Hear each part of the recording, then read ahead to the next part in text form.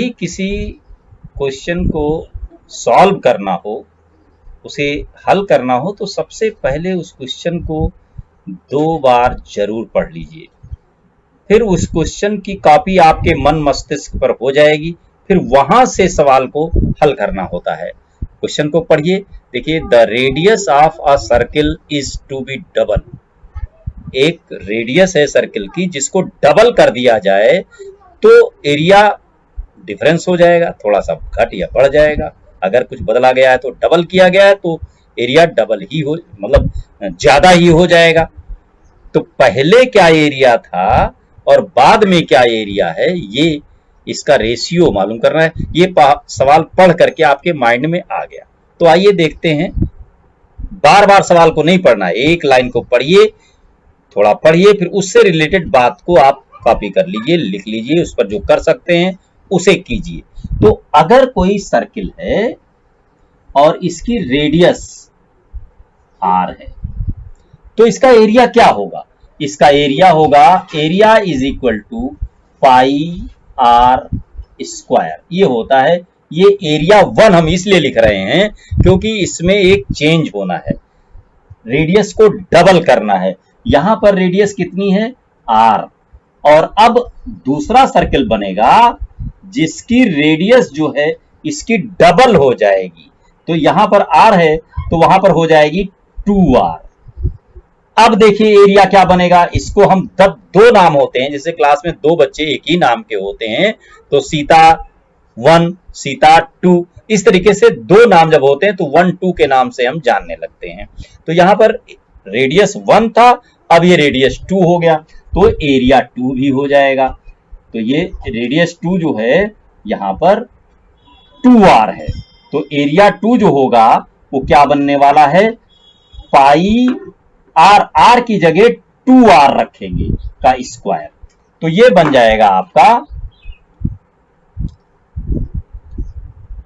4 पाई r square.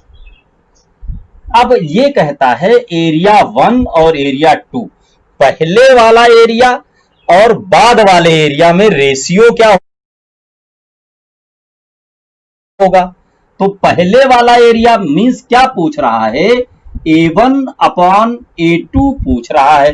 बस उधर की साइड इज इक्वल में रख दीजिए, पाई आर स्क्वायर, और ये था 4 पाई आर स्क्वायर। अब इसको जितना लोएस्ट टर्म में कर सकते हैं उतना कर लीजिए।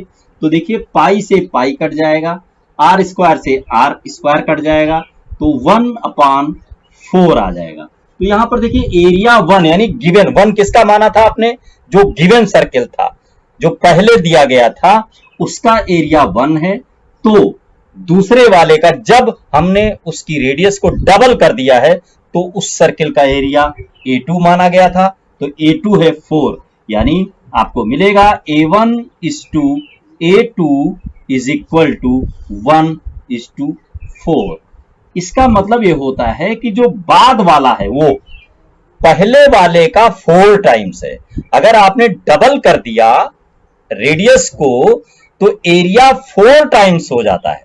ये आपको याद भी रखना है, कहीं भी कोई क्वेश्चन इस तरीके से मिलता है एरिया में या किसी भी चीज में, तो उसमें देखिए रेशियो किसका निकलता है? रेडियस जिस आर स्क्वायर होता है ना, तो आर स्क्वायर होता है, आर जितना गुना हो जाएगी उसका स्क्वायर गुना उसका एरिया बढ़ जाएगा। अगर किसी में होता 3 टाइम्स कर देते रेडियस, अगर रेडियस 3 टाइम्स हो गया तो एरिया 9 टाइम्स हो जाता। तो इस तरीके से क्वेश्चन को समझना है।